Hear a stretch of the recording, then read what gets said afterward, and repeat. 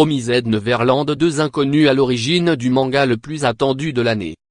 Mais le succès de ce manga fantastique et psychologique, qui raconte l'histoire de jeunes enfants qui doivent s'échapper de leur orphelinat, n'est pas seulement à mettre sur le compte du magazine. Le mystère qui entoure sa fabrication, mais aussi l'originalité du titre, participe de l'enthousiasme quasi unanime. Il faut voir le nombre déjà important de vidéos YouTube et de discussions en ligne consacrées à cette série née en août 2016 au Japon et qui a dépassé dans son pays d'origine les 2 millions d'exemplaires vendus.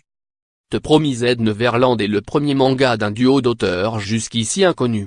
Le scénariste Keiyu Shure est un ancien col blanc qui, dans une dernière tentative pour devenir mangaka, a proposé un scénario de quelques 300 pages à un éditeur de Shueisha. Il faut attendre 2 ans avant que celui-ci lui présente une illustratrice au style graphique bien affirmé, Pozuka de Mizu, qui s'évertue à cacher son genre et son identité, mais qui a depuis été démasquée par des fans. Le courant passe entre les deux artistes, leur complémentarité est indéniable. La dessinatrice Pozuka de Mizu alterne tantôt un trait solaire pour décrire le quotidien enjoué et naïf des enfants de l'orphelinat grâce au fil 12 et une patte beaucoup plus fantastique pour mettre en relief les moments de tension, de suspense, et parfois d'horreur suggérée. En outre, le design des personnages principaux sort des archétypes du manga pour adolescents.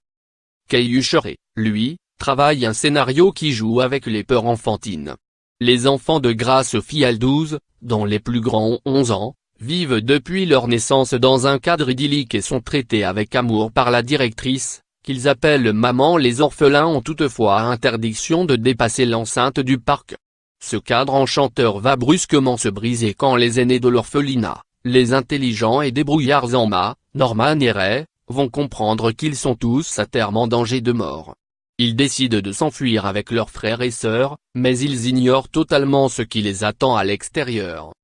Chaque chapitre du premier tome pose des enjeux et des ressorts de suspense qui, s'ils sont suivis et résolus tout au long des albums, promettent une histoire riche. Vont-ils réussir tous à s'échapper? Comment vont-ils pouvoir tromper la vigilance de maman, véritable stratège? Que se passe-t-il à l'extérieur de l'orphelinat?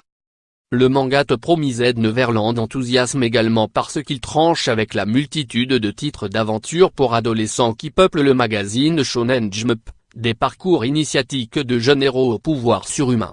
Ici, il s'agit plus d'un thriller ou d'une bataille psychologique qui repose sur l'intelligence et la stratégie des personnages, à l'image du best-seller Death Note, auquel on le compare souvent. Après une âpre bataille avec ses concurrents pour emporter les droits, tout est également prévu du côté de l'éditeur français Kazé pour que The Promised Neverland devienne un succès en France. L'entreprise a d'ailleurs déployé un arsenal publicitaire et un plan de publication quasiment inédit sur le territoire pour un manga. Les 5 premiers volumes de la série paraîtront en version française avant la fin de l'année, et le premier tome est tiré à 100 000 exemplaires, soit 4 fois plus qu'un titre habituel. The Promised Neverland, de Keiyu Shure et Pozuka de Mizu, traduction de Sylvain Collet, tome le 25 avril, édition Kazé, 193 pages, 6,79 €.